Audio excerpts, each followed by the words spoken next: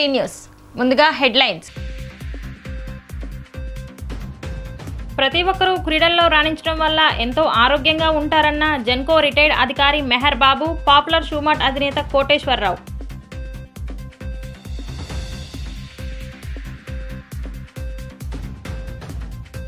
TDP Janasena పొత్తు రాష్ట్రం కోసం కాదని నారా లోకేష్ అభివృద్ధి కోసం అంటూ దేవినేని అవినాష్ విమర్శలు.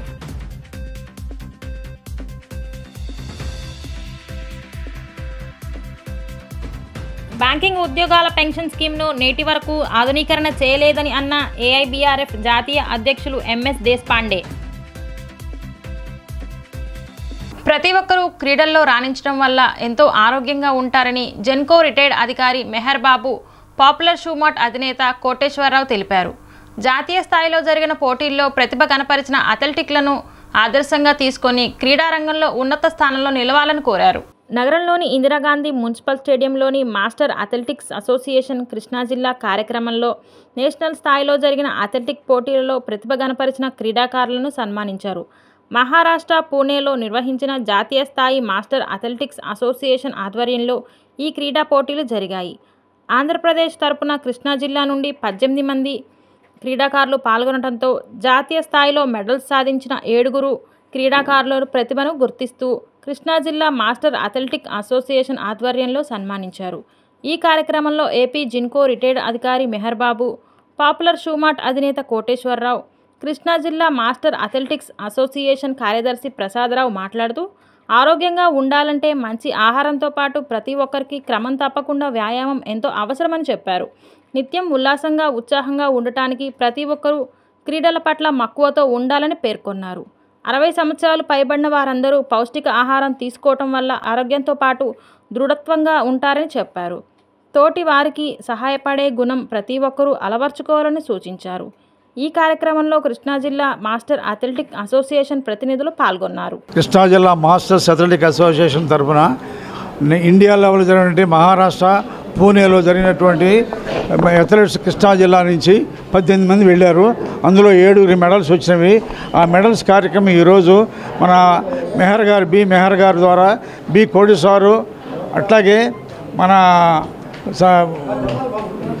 వారి ద్వారా వారి మెడల్స్ బ్యాగులు ఇవ్వడం జరిగింది. వారందరికీ అభినందన తెలియపరుచు అందరూ ఇంకా ఆరోగ్యంగా ఉండాలని కోరుచున్నాను. చాలా శుద్ధిదినం. ఎందుకంటే భారతదేశంలో మన విజయవాడ నుంచి ఆంధ్రప్రదేశ్ తరపున పార్టిసిపేట్ చేసి అనేక గోల్డ్ మెడలు, బంగారు పతాకాలు తీసుకొచ్చిన క్రీడాకారులందరికీ తల వంచి నమస్కరిస్తున్నా. అంతేకాదు ఈనాడు ముఖ్య అతిథిగా విచ్చేసినటువంటి మరి పెద్దవారు కాదు చిన్నవారు కాదు మనకి అనేక క్రీడాకారులకు అనేక విధాలుగా ఇప్పుడు దాకా చెప్పినటువంటి కోటేశ్వరరావు గారికి, అలాగే పూజ్యులు పెద్దలు మరి మెహర్ గారికి, ఇక్కడికి విచ్చేసినటువంటి క్రీడాకారులందరికీ నా నమస్కారాలు. ఎందుకంటే ఇది చిన్న విషయం కాదు. ఒక గోల్డ్ మెడల్ సంపాదించాలంటే భారతదేశంలో ఒక హీరో మనం ఇవాళ నాటి తరానికి నేటి తరానికి రాబోయే తరానికి ఈ క్రీడాకారులు మనమంతా హీరోలు. ఎందుకంటే ఈ వయసులో మెడల్స్ సంపాదించడం ఇట్ ఈజ్ నాట్ జోక్. ఇది చాలా పవిత్రమైన రోజు ఇవాళ. మరి ఈ మాస్టర్ అథ్లెటిక్ అసోసియేషన్ పరిపూర్ణంగా ఉండాలని కోరుకుంటూ అందరికీ నమస్కారం. టీడీపీ జనసేన పొత్తు రాష్ట్రం కోసం కాదని నారా లోకేష్ అభివృద్ధి కోసం అంటూ దేవినేని అవినాష్ విమర్శలు గుప్పించారు. తన కొడుకు కోసం చంద్రబాబు ఎవరినైనా మోసం చేస్తారని, జనసేనకు అదే జరుగుతోందని జనసేన పార్టీ శ్రేణులు ఆలోచించుకోవాలన్నారు. తూర్పు నియోజకవర్గం 3వ డివిజన్ ఈఎస్ఐ హాస్పిటల్ గేట్ దగ్గర నుండి గడప గడపకు మన అవినాష్ అన్న హామీ కార్యక్రమం జరిగింది. ఈ కార్యక్రమంలో దేవినేని అవినాష్ సోదరి క్రాంతి, డిప్యూటీ మేయర్ బెల్లం దుర్గా, ఇతర కార్పొరేటర్ల నాయకులు పాల్గొన్నారు. అనంతరం దేవినేని నెహ్రూ చారిటబుల్ ట్రస్ట్ ద్వారా జరిగిన బండ్లు పంపిణీ కార్యక్రమంలో దేవినేని అవినాష్ పాల్గొన్నారు. ఈ సందర్భంగా టీడీపీ జనసేనల ఎమ్మెల్యే అభ్యర్థుల ప్రకటనపై ఆయన విమర్శలు చేశారు. చంద్రబాబు మరోసారి జనసేన పార్టీని మోసం చేశారని వ్యాఖ్యానించారు. ఇతరులను మోసం చేయటం బాబుకు అలవాటని, ఆ విషయం ప్రజలకు కూడా గమనిస్తున్నారన్నారు. 2 పార్టీలు కలిసి వచ్చిన వైసీపీని ఏం చేయలేరని, రాబోయే ఎన్నికల్లో జగన్ మరలా ముఖ్యమంత్రి కావడం ఖాయమన్నారు. నియోజకవర్గంలో వైసీపీ జెండా ఎగరవేస్తామని ధీమా వ్యక్తం చేశారు.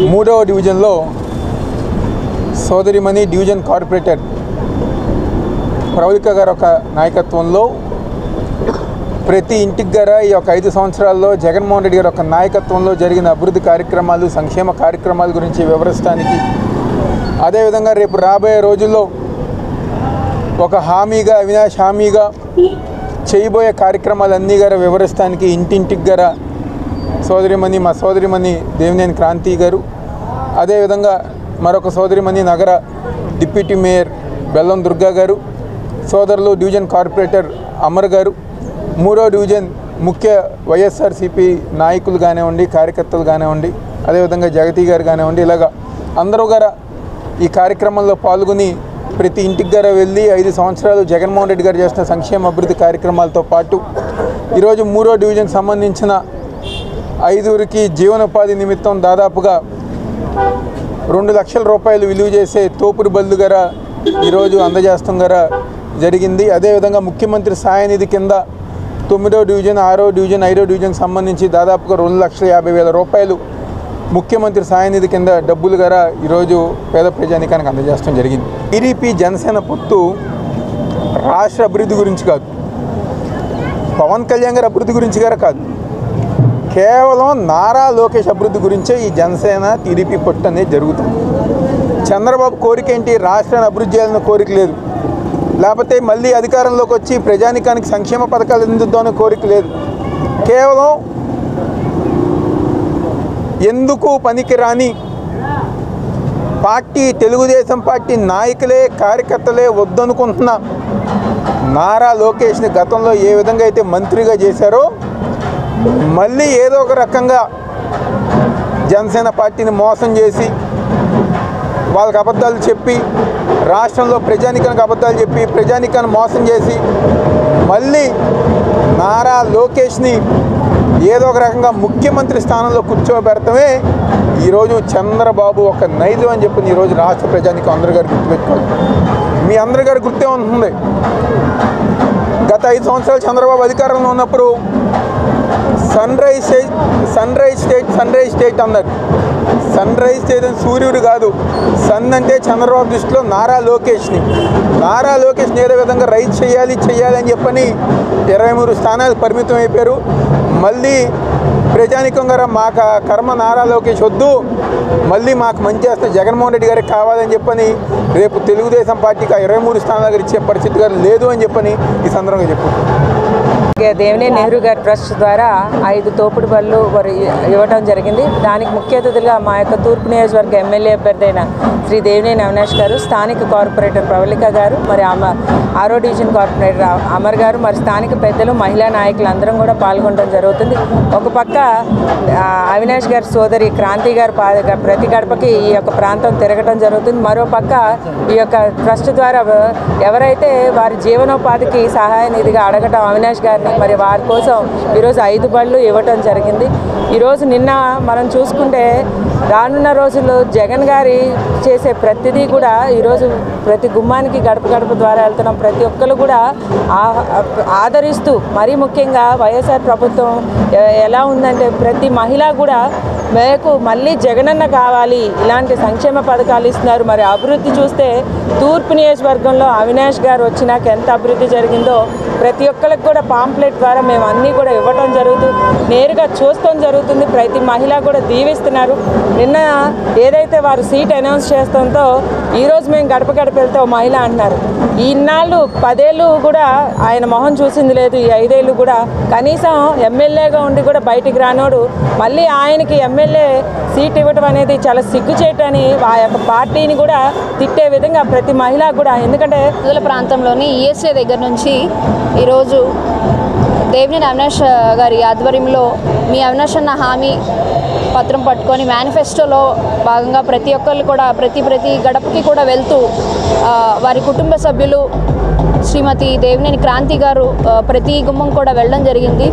నిజంగా ఈరోజు చాలా సంతోషంగా ఉంది. ఎందుకంటే మీరందరూ కూడా చూసుంటారు, ప్రతి ఒక్క మహిళ కూడా వాళ్ళ ఇళ్లలో నుంచి బయటకు వచ్చి క్రాంతి గారిని కానివ్వండి వారి కుటుంబ సభ్యుల్ని ఆహ్వానించి చాలా చక్కగా జగన్మోహన్ రెడ్డి గారు ప్రభుత్వం అనేది మాకు వారు వచ్చిన తర్వాతే మాకు అనేక సంక్షేమ పథకాలు మా ఇంట్లో అందుతున్నాయి, మా పిల్లలకి అమ్మఒడి వస్తుందని చెప్పి చాలా సంతోషంగా మహిళలందరూ కూడా చెప్పడం జరుగుతుంది.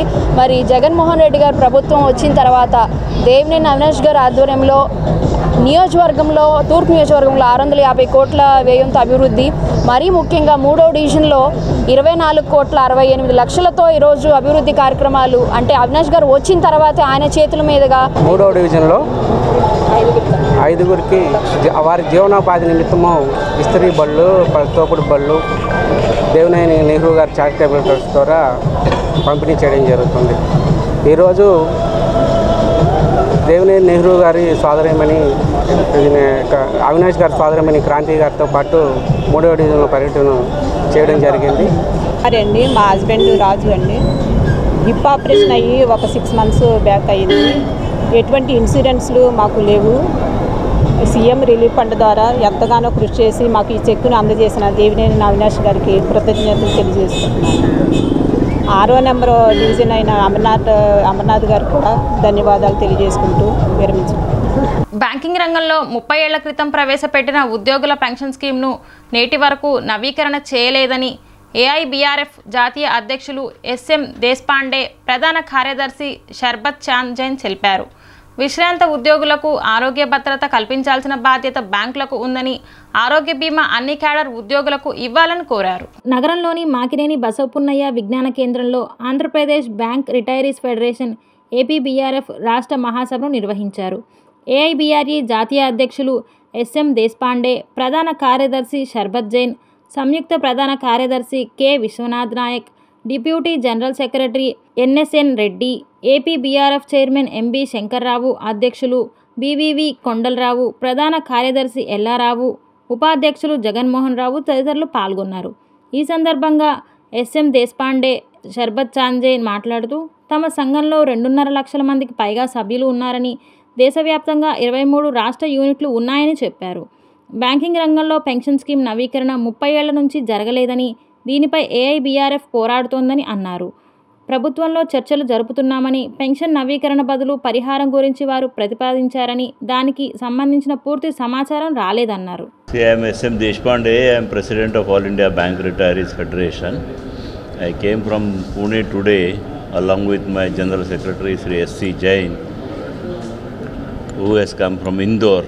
We both are here for the inaugural session of 3rd Triennial Conference of All India Bank Retirees Federation, a state unit of AIBRF in Andhra Pradesh. In today's meeting, naturally all the retiree colleagues from all the banks who are affiliated to AIBRF, they will be here, delegates, observers, retiree colleagues from all the banks. AIBRF is a registered trade union under the Trade Union Act for bank retirees. We are having pan-India presence. Our membership is 250,000 plus. We have 47 affiliates, 23 state units all over the India. In today's date, when we are meeting, our burning issues are about updation of pension and health insurance, because we all are senior citizens organization. And very peculiar and very specific object of our trade union, our retiree colleagues who are at the senior age, 70 plus, 75 plus, 80 plus, our major issue, updation. Though the pension schemes came in the bank in 1995, even after almost 30 years, updation has not taken place in the banking industry. Though in all other sectors, including central government, state government, public sector undertaking, everywhere, updation is a regular feature in the pension schemes. So we are fighting for this cause. All India Andhra bank retired employees association general secretary మరియు all India bank retirees federation deputy general secretary, ఈరోజు Andhra Pradesh bank retirees federation గారి 3rd ట్రైనియల్ conference కొరకు మేమందరం ఇక్కడికి వచ్చాము. మా president గారు దేశపాండే గారు ఆల్రెడీ మీకు 2 ముఖ్యమైన విషయాలు చెప్పడం జరిగింది. ఒకటి పెన్షన్ అప్డేషన్, రెండోది హెల్త్ ఇన్సూరెన్స్. ఆంధ్రప్రదేశ్ స్టేట్లో దాదాపు 11,000 మంది బ్యాంక్ రిటైరీస్ ఉన్నారు. ఆ 11,000 మంది బ్యాంక్ రిటైరీస్లో 8,000 బ్యాంక్ మంది మా అసోసియేషన్ ఫెడరేషన్ మెంబర్స్ ఉన్నారు. ముఖ్యంగా మా డిమాండ్ ఏంటంటే గత 25 సంవత్సరాల నుంచి బ్యాంక్ పెన్షనర్స్ ఎవరైతే ఉన్నారో వారికి ఎటువంటి పెన్షన్లో అభివృద్ధి జరగలేదు. రిటైర్ అయినప్పుడు ఎంతైతే పెన్షన్ వచ్చిందో అంతే పెన్షన్ ఇప్పుడు వస్తుంది. ఈ పెన్షన్ వల్ల ఈ ఇన్ఫ్లేషన్ కండిషన్లో వారి నిత్యావసరానికి ఏవైతే ఉన్నాయో అవి తీర్చుకోవడమే చాలా కష్టమైతుంది. ఇదే పరిస్థితిలో ఒక పక్కన పెన్షన్ అప్డేషన్ లేదు, రెండో పక్కన హెల్త్ ఇన్సూరెన్స్ అంటే ప్రతి వ్యక్తికి ఆరోగ్య బీమా అనేది కావాలి. ఆరోగ్య బీమా ఇవ్వవలసిన అవసరం బ్యాంకులది ఉంది. కానీ బ్యాంకు వాళ్ళు ఆ బీమా సదుపాయం మాకు ఇవ్వకుండా ఆ బీమాకు సంబంధించిన ఏదైతే ప్రీమియం మమ్మల్ని కట్టుకోమంటున్నారు. ఈరోజు ఒక రిటైర్డ్ ఎంప్లాయీ 5 లక్షల రూపాయల బీమా తీసుకోవాలంటే దాదాపు 70,000 రూపాయలు ప్రీమియం కట్టవలసి వస్తుంది. ఆ 70,000 అంటే 2 మాసాల పెన్షన్ ప్రీమియంకు వెళ్ళిపోతుంది. కాబట్టి ఈ పరిస్థితుల్లో మా డిమాండ్ ఏంటంటే మాకు ఆరోగ్య భద్రత కల్పించవలసిన బాధ్యత బ్యాంకుది. ఎందుకంటే బ్యాంకులో మేము 30 సంవత్సరాలు పనిచేసి రిటైర్ అయిన తర్వాత కాబట్టి ఆ బీమా సదుపాయం వాళ్ళే చేయించాలని మా మరో ప్రధానమైన demand. Deputy General Secretary of All India Bank Retirees Federation.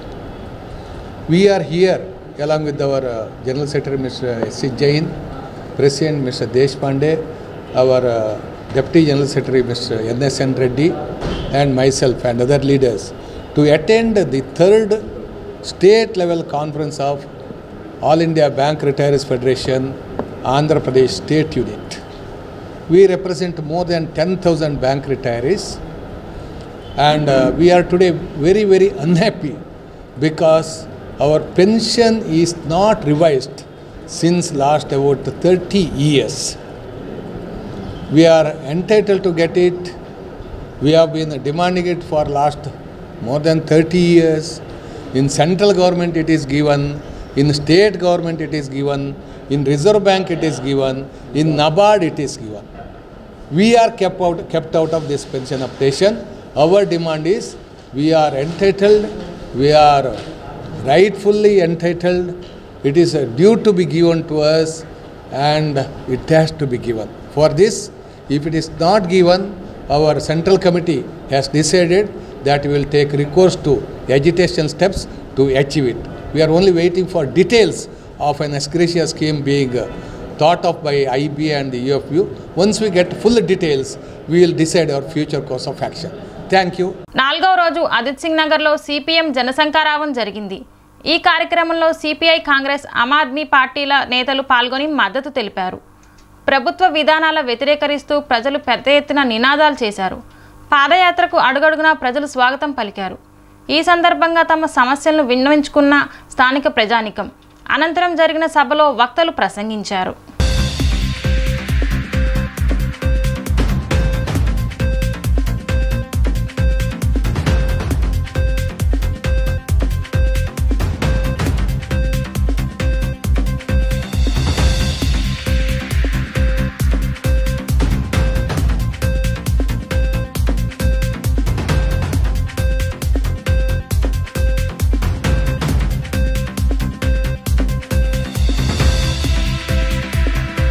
ఇటు కేంద్రం ఇటు రాష్ట్రం ప్రజల్ని అవస్థల పాలు చేసినాయి.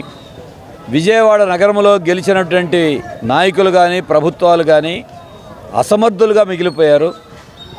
విజయవాడ ఒక్క అడుగు ముందుకే లేదు. రాజధాని అమరావతి కాదని 3 రాజధానుల పేరుతో నాటకమాడితే విజయవాడలో గెలిచినటువంటి ప్రజాప్రతినిధులు ఏం చేశారు? ఒక్క మాట మాట్లాడారా?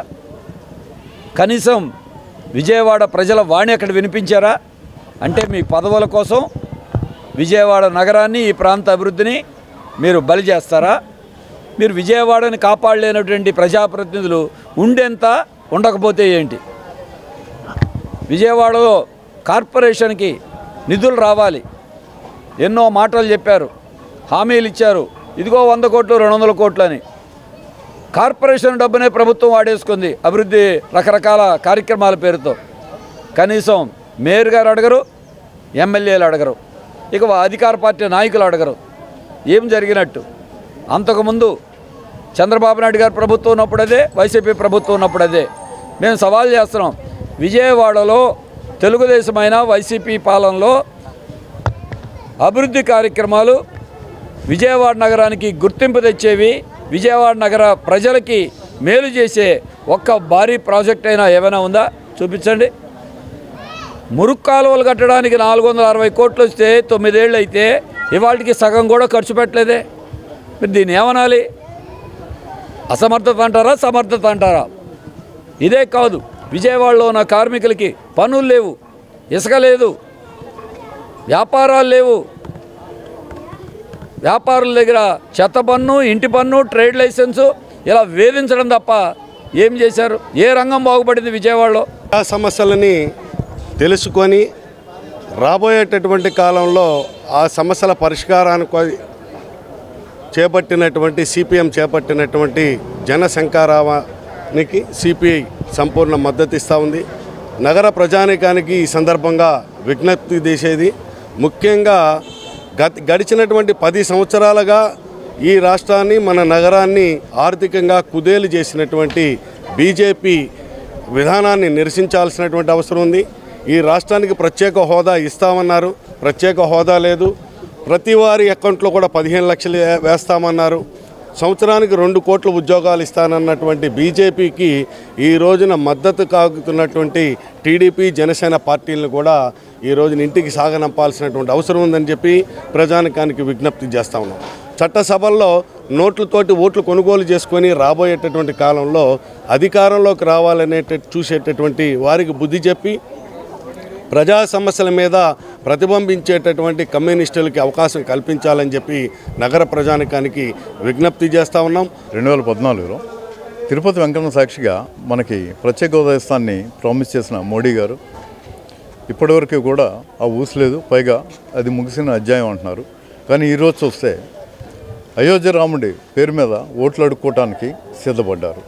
నిజంగా మీకు హిందువుల మీద, దేవుళ్ళ మీద భక్తి కానీ, భయం కానీ, గౌరవం కానీ ఉంటే ఆ రోజు తిరుపతిలో చేసిన వాగ్దానాన్ని మీరు అమలు పరిచేవారే. కానీ మీకు లేదు. కేవలం హిందువులు ఓట్లు కొల్లగొట్టడం కోసం ఒక హిందూ మతాన్ని అడ్డుపెట్టుకొని మీరు చేస్తున్న ద్రోహాలు కానీ, కేవలం మీ మిత్రులకి అంటే 10,72,000 కోట్లు రుణమాఫీ చేసి ఆ ఆర్థిక భారాన్ని మొత్తం భారతదేశ ప్రజల మీద పెట్టిన మోడీకి కానీ, బీజేపీ ప్రభుత్వానికి కానీ పరిపాలించే హక్కు లేదు. అలాగే ఈ రాష్ట్రంలో జగన్మోహన్ రెడ్డి కానీ, చంద్రబాబు నాయుడు కానీ, పవన్ కళ్యాణ్ కానీ వీళ్ళు ఏనాడు కూడా రాష్ట్ర ప్రజల సమస్యల మీద పోరాడకుండా కేవలం తమ కేసులను మాఫీ చేసుకోవడానికి మోడీ కాళ్ళ మీద మోకరిల్లుతున్న వీళ్ళకు కూడా ఈ రాష్ట్రాన్ని పరిపాలించే అర్హత లేదు. కాబట్టి రాబోయే ఎన్నికల్లో టీడీపీ గెలుపు ఖాయమని అమరావతి కాపునాడు రాష్ట్ర అధ్యక్షుడు సుంకర శ్రీనివాసరావు తెలిపారు. కాపులను చులకనగా చూసిన వైసీపీ గద్దె దించేందుకు కాపులంతా సిద్ధంగా ఉన్నారని చెప్పారు. గవర్నర్పేటలో నూతనంగా ఏర్పాటు చేసిన అమరావతి కాపునాడు రాష్ట్ర కార్యాలయం ప్రారంభమైంది. మాజీ ఎమ్మెల్యే బోండా ఉమాకు తమ సంపూర్ణ మద్దతు ఉంటుందని సుంకర శ్రీనివాసరావు తెలియజేశారు. గతంలో వైసీపీ కోసం పనిచేశామని, అయితే ఆ పార్టీలో తమకు సరైన ప్రాధాన్యత ఇవ్వలేదన్నారు. అందుకే బయటకు వచ్చానని, రాబోయే ఎన్నికల్లో బోండా ఉమా గెలవటం ఖాయమని చెప్పారు. గత 10 సంవత్సరాలుగా వైఎస్ఆర్ పార్టీలో కీలక పాత్ర వహించి మల్లాది విష్ణు గారి గెలుపు కోసం ఎంతో కృషి చేసినటువంటి వ్యక్తిని, ఆ తర్వాత నా కరోనా వస్తే నా ఇంటికి వచ్చి పరామర్శించిన పరిస్థితి కూడా దాఖలాలు లేవు. మరి విజయకృష్ణ స్టోర్ బజార్ చైర్మన్గా నేను ఉన్నాక 3 సంవత్సరాలు నా కారు ఎలవెన్స్ అదర్ బెనిఫిట్స్ అన్నీ మొత్తం అంతా కూడా పెద్దిరెడ్డి రామచంద్రరావు గారు, కాకాని గోవర్ధన్ రెడ్డి గారు ఇస్తే అది మల్లాది విష్ణు ఆడపశేషి చేస్తే మల్లాది విష్ణు గారు క్యాన్సిల్ చేయించారు. ఈయన మల్లాది విష్ణు అనే వ్యక్తి ఓ రంగారి దగ్గర ఒక కార్ డ్రైవర్. అలాంటి వ్యక్తి పేద కుటుంబంలో నుంచి వచ్చి పేదల బాధలు తెలియాల్సింది పోయి, పేదల కష్టాలు తెలియాల్సింది పోయి ఎంతోమంది పేదవాళ్ళు ఆయన అరకమాలు తిరిగితే ఒక రైతు బజార్ కొట్టి కానీ పుట్టురోళ్ళు కానీ ఏమి ఇవ్వకుండా మొత్తం అన్నీ కూడా ఏంటంటే 2 లక్షలు 5 లక్షలు అమ్ముకోవడమే జరిగిపోయింది. మరి ఈ పరిస్థితిలో వెల్లంపల్లి శ్రీనివాసరావు గారు ఆయన పశ్చిమ నియోజకవర్గంలో నువ్వు అక్కడ పనికిరావు సెంట్రల్ నియోజకవర్గం వెళ్ళిపోవు అని చెప్పి జగన్మోహన్ రెడ్డి గారు పంపిస్తే ఈరోజు శుభ పరిణామం. శంకర శ్రీనివాస్ గారు అంటే అన్న కబడ్డీ శ్రీనివాస్, అమరావతి కాపునాడు రాష్ట్ర అధ్యక్షులు. కాపు జాతి ఉన్నతి కోసం కాపు నాయకులు ఎక్కడ ఉన్నా వారి అధికార పీఠంలో అలంకరించాలనేటువంటి ఏకైక లక్ష్యంతో కాపులకి సేవ చేయటంలో ప్రత్యేకమైనటువంటి దీక్షాపరుడు శంకర శ్రీనివాస్ గారు.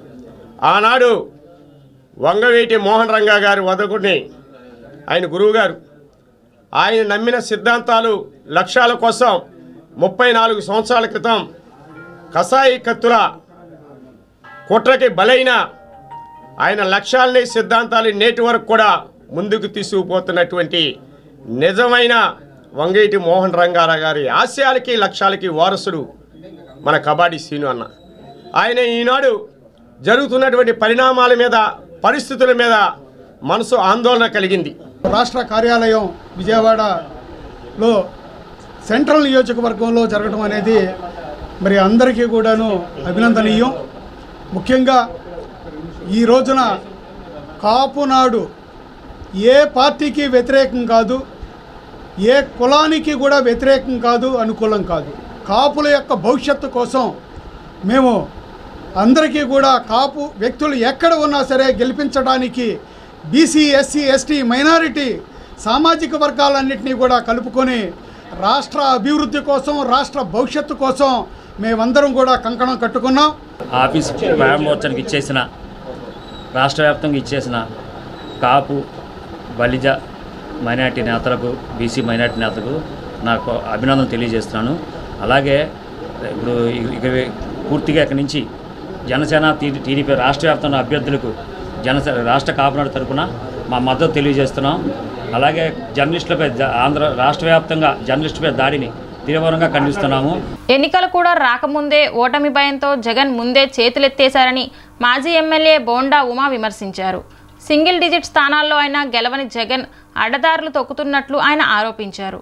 పొలిటికల్ ట్రాన్స్ఫర్లు చూస్తేనే ఆయన ఓటమి ఒప్పుకున్నట్లు అర్థమవుతుందని చెప్పారు. బీసీ కార్పొరేషన్లకు ప్రభుత్వం నిధులు ఇవ్వకుండా నిర్వీర్యం చేసిందని ఆరోపిస్తూ టీడీపీ నాగవంశ సాధికార సమితి కన్వీనర్ ఎర్రబోతు రమణారావు ఆధ్వర్యంలో ధర్నా చౌక్ నందు దీక్ష చేపట్టారు.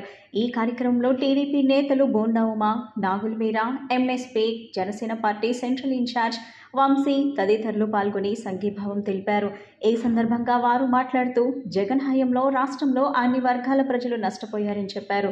వచ్చే 50 రోజుల్లో వైసీపీ చేసిన దుర్మార్గపు పనులను ఎండగట్టి టీడీపీ అధికారంలోకి రావడానికి కష్టపడతామన్నారు.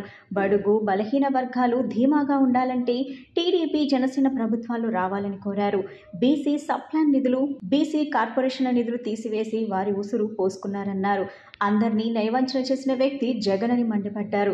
బీసీలందరూ తమకు పూర్వ వైభవం రావడానికి టీడీపీ, జనసేనకు ఓటు వేసి గెలిపించాలని ఆయన కోరారు. జగన్ మళ్లీ అధికారంలోకి రావటం ఒక కళ అని ఆయన చెప్పారు.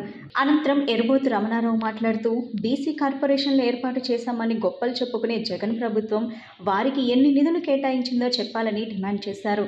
కార్పొరేషన్ల చైర్మన్లు, డైరెక్టర్లకు జీతాలు చెల్లించడానికి తప్ప వాటి వల్ల ఉపయోగం లేదని అన్నారు.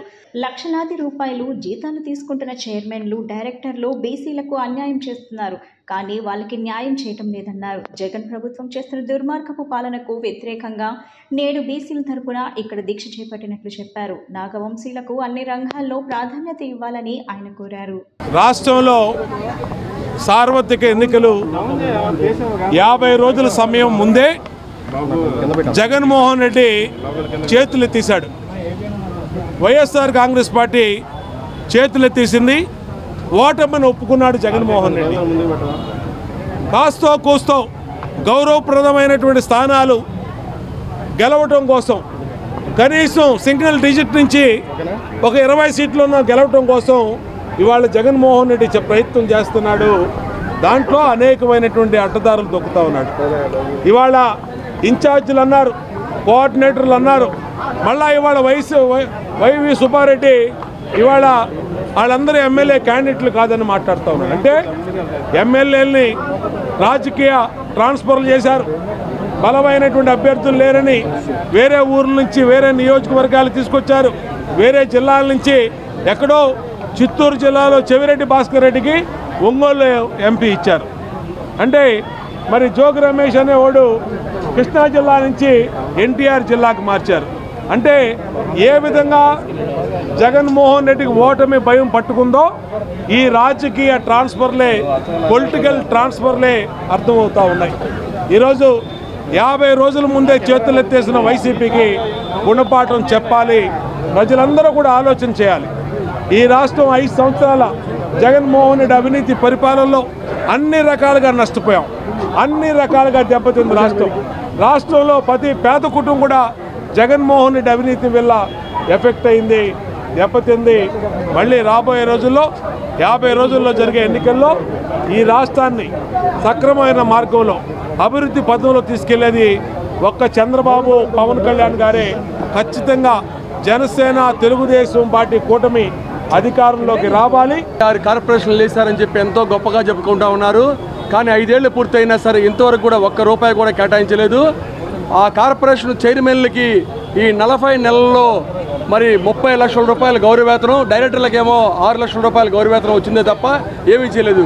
కేవలం కార్పొరేషన్ చైర్మన్లు, డైరెక్టర్లు ఉత్సవ విగ్రహాలే.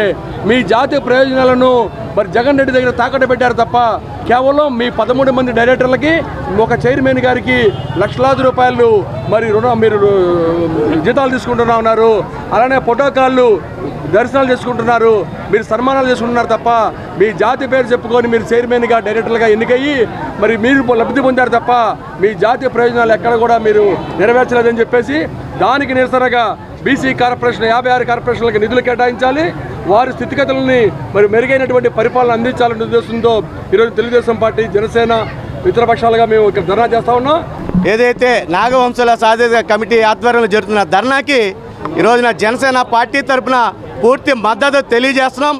మరి జగన్మోహన్ రెడ్డి గారికి బీసీలకి ఈ 5 సంవత్సరాల్లో అనేకమైన పథకాలే కాదు, వారికి ఎన్నో సేవలు చేశాం, వారికి ఎన్నో చేశామని చెప్తున్నటువంటి జగన్మోహన్ రెడ్డి గారిని 56 కార్పొరేషన్లకి చైర్మన్ వేసి మనం గతంలో సినిమా చూసాం, ఉత్తిత్తి బ్యాంక్ అన్నట్టు ఉత్తిత్తి కార్పొరేషన్లు పెట్టి నిధులు లేకుండా వారి అభివృద్ధికి, వారి యొక్క ఎదుగుదలకి ఆస్కారం లేకుండా కేవలంగా తన యొక్క వ్యక్తులకి ఆ 56 కార్పొరేషన్ చైర్మన్లకి, డైరెక్టర్లకి కోట్లాది రూపాయలు నిధుల్ని, వారి వచ్చేటటువంటి రాష్ట్రానికి వచ్చిన నిధుల్ని వారి జీతాల రూపంగా ఇస్తే లక్షలాది మంది బీసీలకి న్యాయం చేసినట్టు కాదు జగన్మోహన్ రెడ్డి గారు.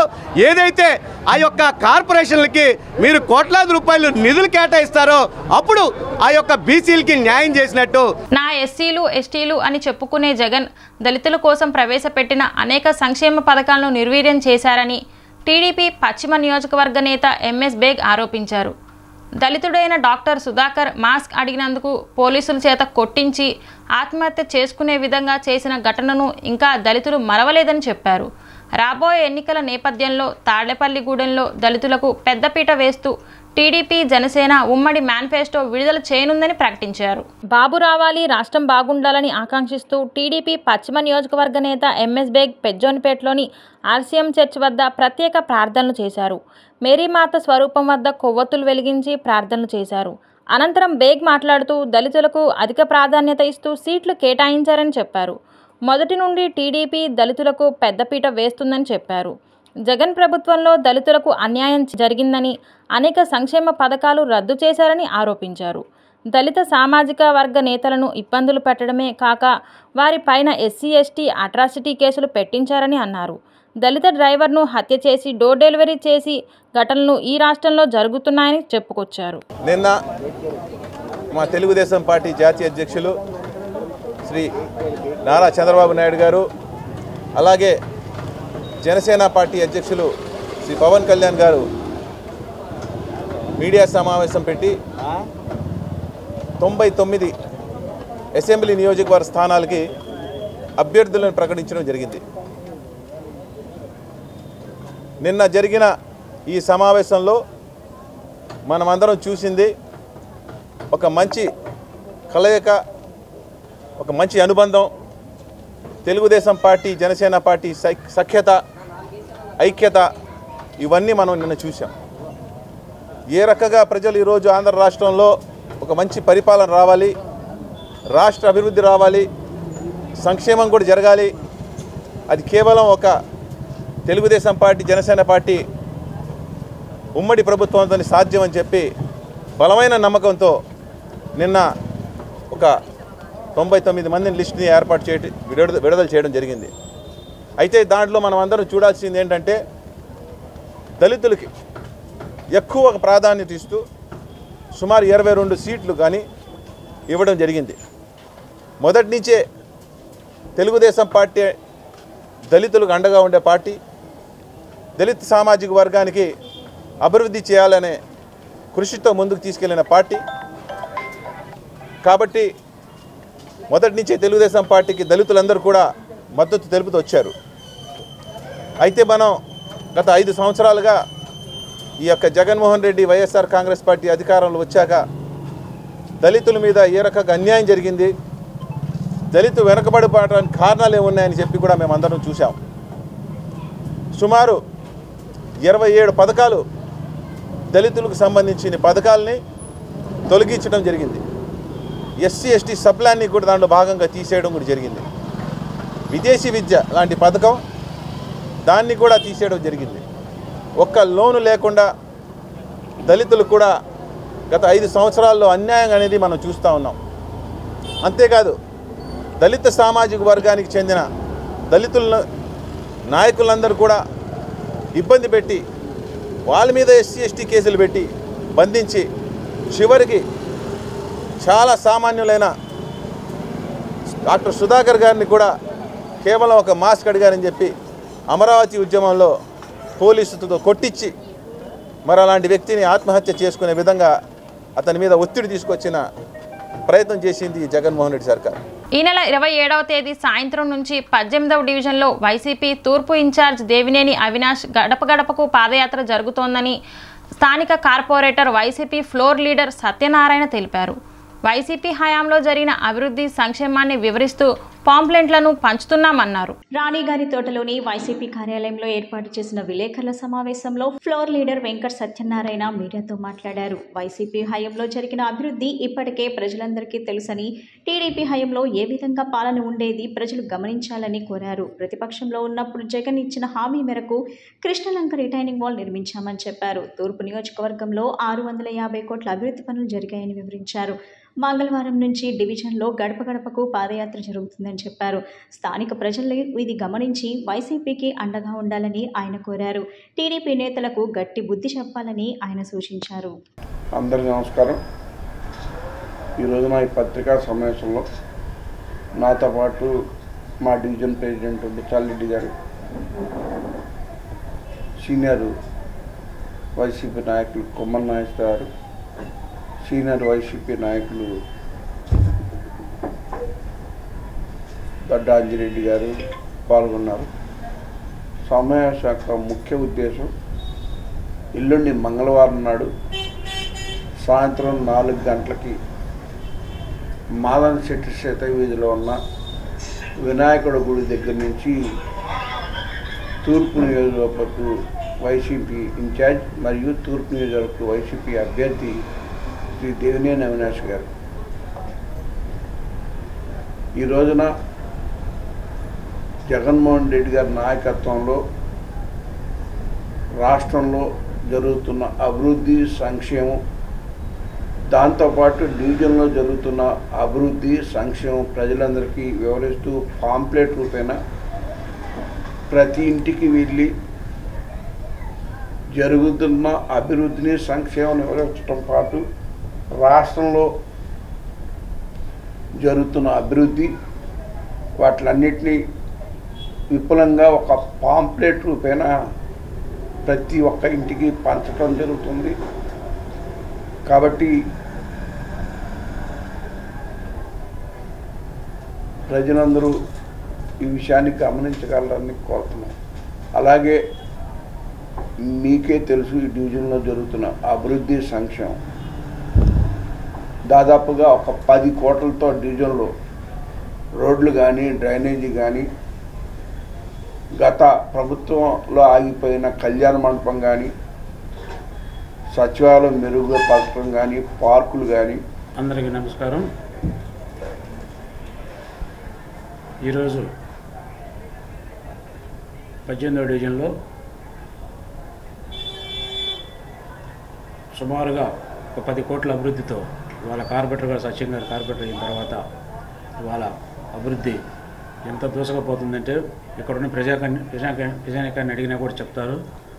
వాళ్ళేదో చెప్పడం కాదు, గత ప్రభుత్వంలోనే రిటర్నింగ్ వాళ్ళే శంకుస్థాపన చేసి గీతానగర్ గారి దగ్గర ఆ రిటర్నింగ్ వాళ్ళు ఆగిపోయింది కూడా కాకుండా, వాళ్ళ ప్రభుత్వంలోనే 2 సార్లు వరదలు వచ్చినప్పుడు కూడా దాదాపుగా 5 లక్షల నీళ్లు కిచెట్లు నీళ్ళు వస్తే కూడా ఆ కిష్టలో ఉన్న ప్రాంతంలో ఉన్న ప్రజలందరూ కూడా ఇబ్బంది పడుతుంటే వాళ్ళకి భోజనాల సదుపాయం కానీ ప్రతిపక్షం ఉన్నప్పుడు కూడా వాళ్ళకి ఏది కూడా తక్కువ లేకుండా మేము పునరావాస కేంద్రాలకు తీసుకెళ్ళి వాళ్ళకి బట్టలు కానీ అవన్నీ కూడా సప్లై చేయడం కూడా జరిగింది. నా పేరు దొడ్డ అంజిరెడ్డి, వైఎస్ఆర్ కాంగ్రెస్ పార్టీ విద్యార్థి విభాగం ఎన్టీఆర్ జిల్లా అధ్యక్షుడిని. ఈరోజు రాష్ట్రంలో జగన్మోహన్ రెడ్డి గారి పరిపాలన నభూతో నా భవిష్యత్ అనే విధంగా ఏ విధంగా సాగుతుందో 4.5 సంవత్సరాల పైచిలుకు ఈ రాష్ట్రంలో ప్రజలందరూ చూశారు.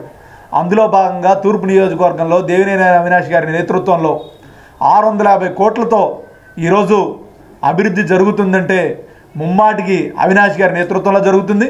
అందులో భాగంగానే ఈ డివిజన్లో 2.5 సంవత్సరాలుగా కార్పొరేటర్ అయినటువంటి ఫ్లోరైడర్ సత్యం గారి నేతృత్వంలో ఈరోజు నాడు జరిగినటువంటి అభివృద్ధి, నేడు జరిగినటువంటి అభివృద్ధి ప్రజలకు క్లియర్ కట్గా ఉంది. ఈ నెల 27వ తేదీన చేపట్టిన చలో విజయవాడ కార్యక్రమం తాత్కాలికంగా వాయిదా వేస్తున్నామని ఏపీ ఎన్జీఓ అసోసియేషన్ అధ్యక్షులు బండి శ్రీనివాసరావు వెల్లడించారు.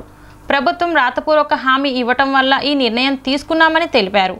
తమ భవిష్యత్ కార్యాచరణ త్వరలోనే వెల్లడిస్తామని అన్నారు.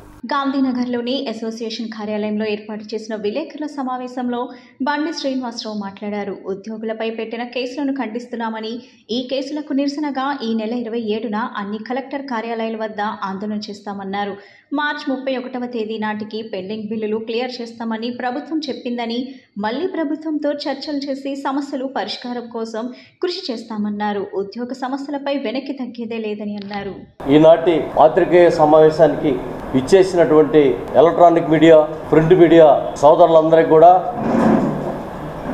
ఏపీజేఏసీ పక్షాన ఉద్యమాభినందనలు తెలియజేసుకుంటూ, ఈ నెల 14వ తారీఖు నుంచి తాలూకా స్థాయిలో, జిల్లా స్థాయిలో లంచ్ అవర్ డెమాన్స్ట్రేషన్ కానీ, బ్లాక్ బ్యాడ్జెస్ కానీ, అలాగనే ధర్నాలు కానీ అన్నీ కూడా ముగించుకొని ఈ నెల 27వ తారీఖున చలో విజయవాడ ప్రోగ్రాంని పిలుపునివ్వటం మీ అందరికి కూడా తెలిసినటువంటి విషయమే. మరి దీనిలో భాగంగా ప్రభుత్వం 2 దఫాలుగా జాయింట్ స్టాఫ్ కౌన్సిల్ సమావేశాలని నిర్వహించటం, మొదటిసారి జాయింట్ స్టాఫ్ కౌన్సిల్ మీటింగ్లో మేము పేమెంట్స్కి సంబంధించినటువంటి జీపీఎఫ్లు కానీ, ఏపీజీఎల్ఐలు కానీ, అలాగే మెడికల్ రీయింబర్స్మెంట్ బిల్లులు కానీ, సరెండర్ లీవులు కానీ వీటన్నిటికి సంబంధించి, క్లాస్ 4కు సంబంధించి ఒక 60 కోట్లు, అలాగనే సిపిఎస్ వాళ్ళకి సంబంధించి ఒక 100 కోట్లు, అలాగనే మెడికల్ బిల్స్కి సంబంధించి ఒక 70 కోట్లు పేమెంట్స్ ఇవ్వడం జరిగింది.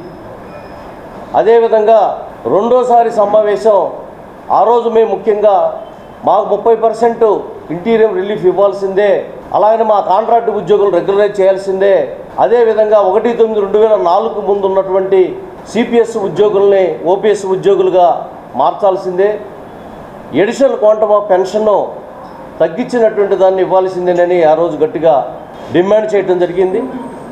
అయితే ఆ రోజు ఉన్నటువంటి గ్రూప్ ఆఫ్ మినిస్టర్స్ కానీ, అలాగనే చీఫ్ సెక్రటరీ గారు కానీ మేము దీని మీద ఒక నిర్ణయం తీసుకొని ఆ తర్వాత మేము ప్రకటిస్తామని వారు చెప్పడం జరిగింది. చలో విజయవాడ ప్రోగ్రాము పిలుపు మేము యథాతథంగానే ఉంటుందని కూడా ఆ రోజు చెప్పడం జరిగింది. బులెటిన్ ముగించే ముందు ముఖ్యాంశాలు మరొకసారి. ప్రతి ఒక్కరూ క్రీడల్లో రాణించడం వల్ల ఎంతో ఆరోగ్యంగా ఉంటారన్న జెన్కో రిటైర్డ్ అధికారి మెహర్ బాబు, పాపులర్ షూమార్ట్ అధినేత కోటేశ్వరరావు.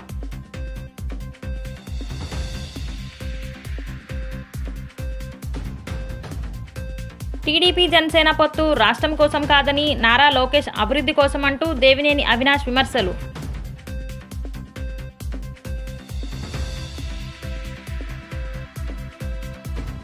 బ్యాంకింగ్ ఉద్యోగాల పెన్షన్ స్కీమ్ను నేటి వరకు ఆధునీకరణ చేయలేదని అన్న ఏఐబీఆర్ఎఫ్ జాతీయ అధ్యక్షులు ఎంఎస్ దేశపాండే. డి న్యూస్కి సమాప్తం. మళ్ళీ నెక్స్ట్ బులెటిన్లో కలుద్దాం.